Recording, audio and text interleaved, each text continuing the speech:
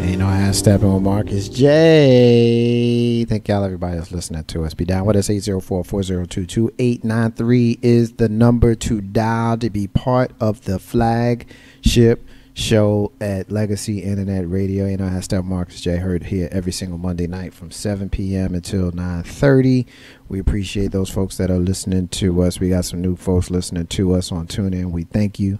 The regulars listening to us on MixLR, as well as the folks that are listening to us during the replays on YouTube. Thank you to everybody who is a part of Legacy Internet Radio and is a part of the show tonight. That's why it's time for us to ask the question, what the hell? And it took us 1 hour and 53 minutes to get to it, but we are definitely going to ask the question. There are a whole bunch of stuff that I was going to get to that we didn't get to and we're not going to get to, but there are a few things that are out there that we would absolutely be remiss if we didn't take an opportunity to ask the question, what the hell? So you ready to run through a couple of what the hell and see what's going on with these people in this world today? I am. All right. First question I want to ask, and this is some serious shit right here, y'all. What the hell is going on with these kids setting themselves on fire? That is the craziest thing I ever seen. The internet is ablaze with these children setting themselves ablaze. And I could read the story that I have in front of me, but it'd be a waste of time because all I got to do is Google again and Google again and Google again, and I will find any number of stories where these kids, usually teenagers in their mid to late teens, who are dousing themselves with some sort of flammable liquid and then setting themselves on fire, standing in a bathtub or some kind of area. They're wise enough to not do it in the living room where they could burn the house down, but these dummies want to burn themselves down. I don't freaking get it. What the hell is wrong? Now, Will says it's thinning of the herd. I understand that. Big Rube, if he was here, would say natural selection. But what the hell? That's why these kids are setting themselves on fire. Am I missing something? No. And one of the idiots had the nerve to be on the news last week, all wrapped up in gauze, looking all pretty and cotton-like, just to tell everybody that, it's dangerous. Now, I'm sure when you thought about it or when you saw the first idiot or the idiot before you do it, common sense would have told you it's not the thing to do. It's dangerous. Yet and still, there was something in your head that said, let me set myself on fire. Can I put the flames out that fast? Well, idiot, no. When you douse your chest in a flammable liquid and you set the match, the whole damn thing goes ablaze. Yeah. I mean, Michelle Kidd said the kids are crazy. They want attention. What you say about that? You want attention. Want attention. Yeah, I think so. And there's something wrong with wanting attention so bad. That's what you want to do. Kids are taking deep breaths, like 20 deep breaths, and then having their chest slammed so they can pass out. What the hell? I wonder sometimes where there was failure, because I'm not usually one that's at a loss for words. In the last segment, obviously, we had a lot of fun and kind of acted up a little bit, but now it's time to be serious again.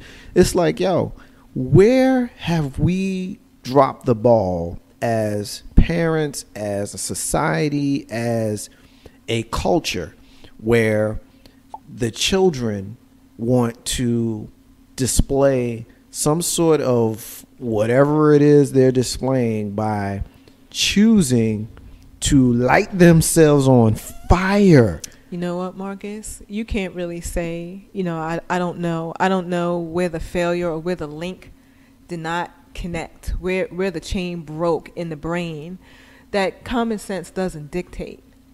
I don't know what's wrong. And it's one of those things where you have no choice. You're at a loss for words other than saying, how stupid are you?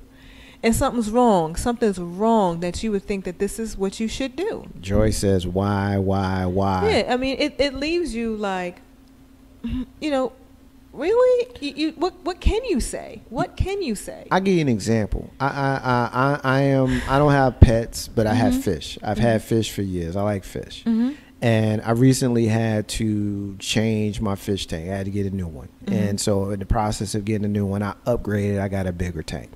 And when I was putting it together, there was a piece in it that I was unfamiliar with. I later found out that the piece that I was unfamiliar with was the water cool. It heats the water. I've never used one of those before, and I didn't realize what it was. And so as I'm setting it up, I'm just plugging everything in. And then I realized, I was like, I don't need that. What is that? Let me just get that out of the water. I don't want that. And so I reached into the water and I grabbed it, and it was the heater, and it burned the shit out of me. And it hurt. Now, first of all, I could have electrocuted myself because I stuck my hand in water. But the fact that it's in the water with the fish probably is not flammable on that end. But it was hot. And I stuck my hand in cold water, touched the light bulb, because that's essentially what it is, and burned myself. And I swear it hurt for 2 days. Just a little split second. I didn't douse myself with flammable liquid. So can you imagine? I didn't get in the bathtub and get the homies to film it. None of that stuff. What the hell is wrong with these kids? You told Miss J to watch you going in, take that hot thing out.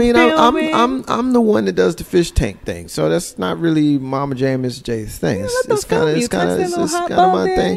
I guess I'll know for next time that the next time I want to, have a little excitement, I should get them to watch me potentially electrocute myself on the high end and burn the tip of my finger on the low end. You know how Steppin Marcus. All right, you ready to run some more? All right, I'm getting this one from Time Magazine, time.com/money.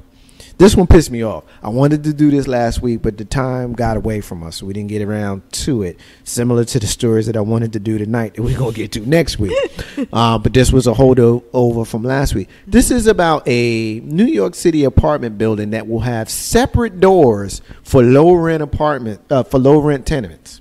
It's a new luxury high-rise apartment on the Upper West Side of Manhattan that's going to include a separate entrance for tenants in, quote, affordable housing units. New York City approved it. Once again, it's on the Upper West Side. It's going to include separate entrance for those folks who are in affordable. But even the conservative New York Post managed to see the class angle, calling this plan, quote, the poor door. This controversy has been rolling in New York City for a while. The Daily Mail unearths a 2013 quotation in a real estate trade paper from the developer of another project, not the one on the west side, defending separate entrances. And it goes on for ages saying, quote, no one ever said the goal was for full integration of these populations. This is what David Von Sprekelsen, senior vice president at Toll Brothers, said. So now you have politicians talking about that, saying how horrible these back doors are. I think it's unfair to expect very high-income homeowners who paid a fortune to live in their building to have to be in the same boat as low-income renters who are very fortunate, very fortunate, very fortunate. I said that 3 times. In a new building in a great neighborhood. End quote. Let's keep the rich and not so rich in separate boats. Nice. You can make argument for what the developers are doing here. But here's one. Wow, that's not it. I'm reading the article here. If you don't live in New York and you aren't familiar with the crazy real estate market here, then the story might need a little translation. I think we've kind of set it up. I won't read any more. That's why they got to build. And I always like to, read the article and then kind of say it in layman's terms. In layman's terms, you got an apartment building. If you're rich, you get to go in this door. If you're poor, you got to go in the back door. How you feel about that? It's one of those things. Again, I'm just shaking my head because what I really want to say, I can't use the words online, but really, what the hell? Because first of all, I can walk in and out of the building just as well as anybody who makes more than me and or less than me. Now, if you want to be so nasty about who can use what door, why the hell would you put them in the building in the first place? Very good question. So you can start making people feel inferior. So you can give people a complex about using a freaking door to go into the same building, and I probably live right next door to you, but you want me to come in on the back door?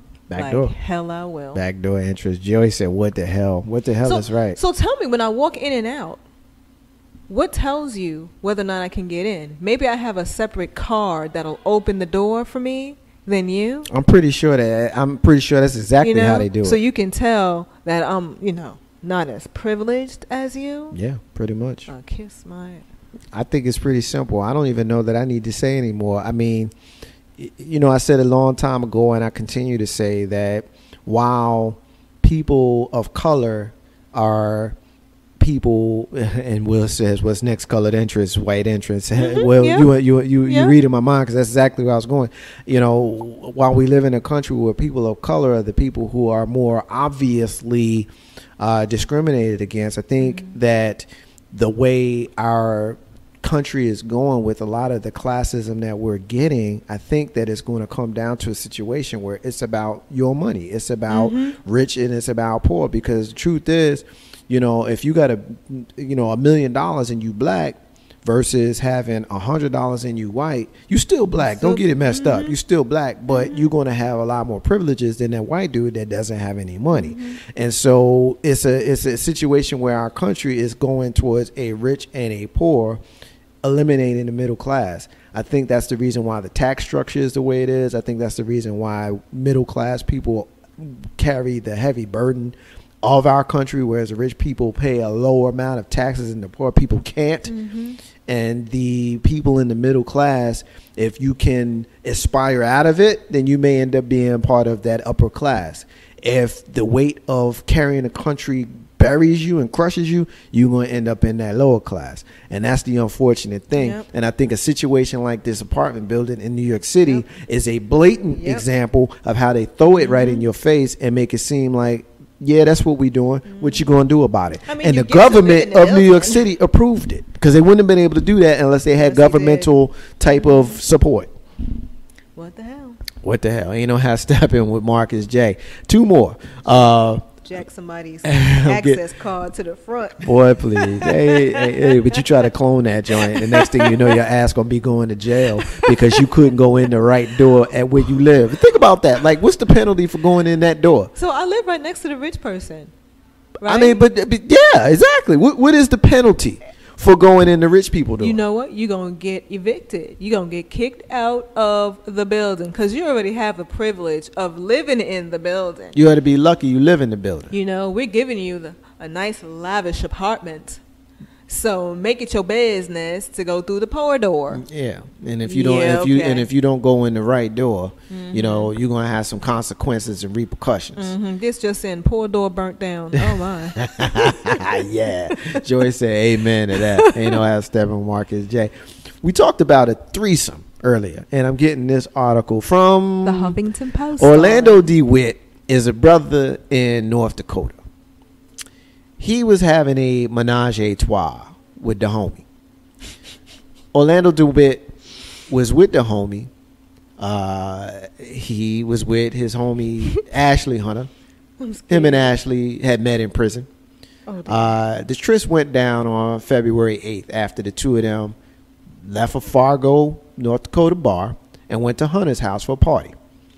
DeWitt told the police that he and a female partier began kissing on the couch.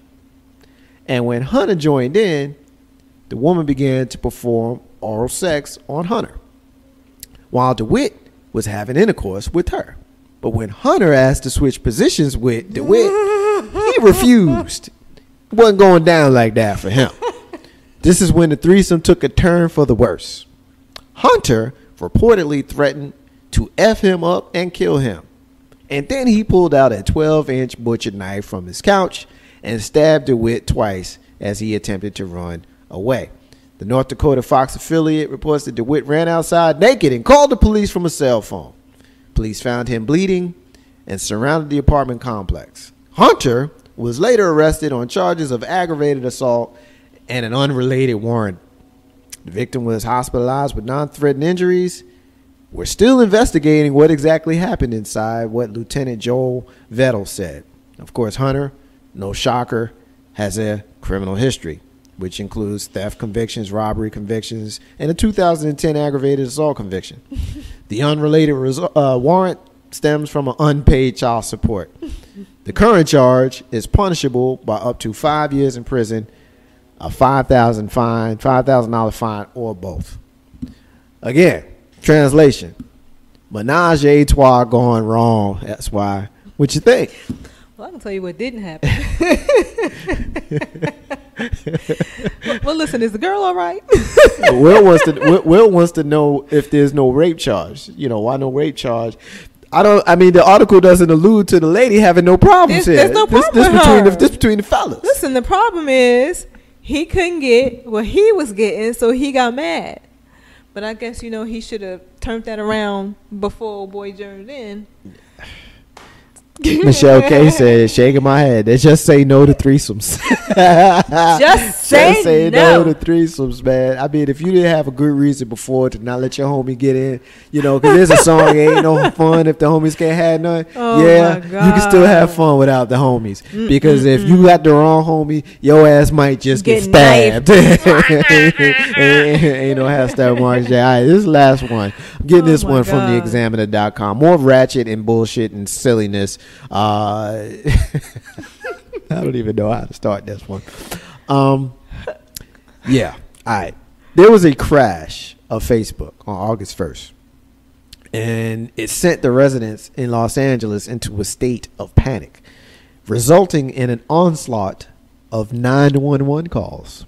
Even though the outage only lasted for a short 35 minutes, it sent the lives of many Los Angeles residents in a tailspin. Some LA users began experiencing login troubles early in the morning before the full-blown crash of Facebook later on that afternoon. So the 911 calls began very early on Friday and lasted well into the evening. The congestion of emergency calls got so severe that the LAPD was forced to log into Twitter and warn the public that Facebook is not a law enforcement issue.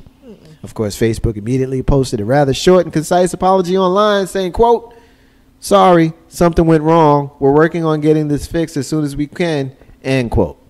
Well, at least Facebook wasn't in a state of panic. These things happen with all websites at some point or another, but this was the second such outage in nearly 2 months. So apparently some people in Los Angeles believe the apocalypse was drawing near. What's next? Will cats and dogs be living together? Is total anarchy just minutes away? How will we know what Miley Cyrus is having for dinner? But many of the 1.3 billion affected Facebook users worldwide took the crash in stride, joking on Twitter, hashtag Facebook just went dead, run for the hills. Another tweeted, "Facebook, please remain calm and do not try interacting with humans." The last time that Facebook crash occurred was just this past June on the 19th, and it only lasted about 30 minutes. This time the problem seemed to stem from an API issue that was affecting some of their digital web surfaces. But Facebook engineers had the site back up and running within an hour. Even with this fast response time, it was not quick enough for the LAPD, who had to carry the brunt of the outage along with Twitter feeds from thousands of frightened Facebook fanatics. That's why these people calling 911 because they can't get on Facebook. No, I didn't hear that. I missed. They calling 911 because they can't get on Facebook. They did not call emergency services. They call 911 because they can't get on Facebook. They cannot log into Facebook. They call it 911. See, it is a damn shame when the world relies on Facebook or social media that bad, it has become an emergency. They can't get on Facebook. They call 911. Oh, I'm so sorry. I'm so sorry. I want to know, that's why, the next time you can't get on Facebook, what you gonna do? I'm gonna call Will. You go call Will. What's he gonna do? You know, he gonna call 911. Someone, please call 911. My girlfriend's in a panic. Can you please go to her? She can't get on Facebook. This is damn shame. This is stupid. Someone please call 911 because they can't get on Facebook. This is stupid. You know what's funny to me though? You know the sad part about it is, you know, 911 really. Good song. Is that a good one? Snap that. Did I do good? That was good. How about this one? Good. How about this one?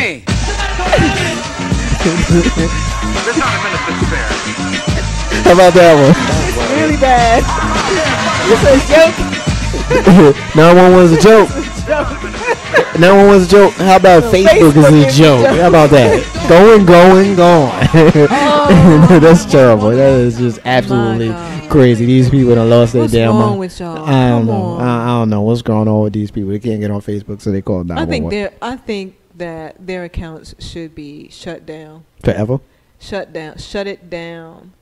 But how is the people on 911 gonna know who the individual jackasses were that actually called 911? Will said, "Tell them to light themselves on fire to protest." In the herd.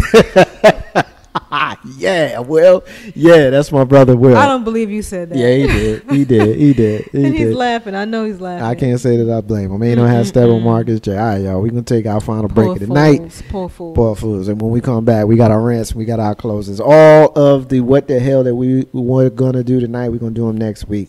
So stay with us. And I ain't gonna tease them. You just gotta listen to us next week to hear what the hell we're gonna talk about next week. And if the news story says that we don't talk about it, then we're gonna skip. Can you make there. a promise for next week? Hell no. Can you make a promise, please, for Hell no. next week? It depends on what the promise is. Can we have some random? I've been well behaved without having random We'll the see what last we couple can of do. weeks. We'll try. We'll try to work on some random. No. Can I say that I will try to work on some random? No. Made me sick, No. yo. I've been very good at the last couple of weeks with no random. You must admit. You knows eyes like my randoms. Okay, I'll see what I can do. No, that's the same thing you just said just now. All right, then we'll do random next Thank week. you. Damn. Be back. We'll be back in a few minutes. Marcus J and SY. You know, I step on Marcus. This is the first time it's just you and me in a long time. Me and my co-host can't wait to come back and do our rants and our closings. Can't wait to share a story with you guys about an experience I had about a week ago. My sister SY has got her rant and her closing as well. Marcus J, SY. You know, I step on Marcus J. Be back in a few minutes.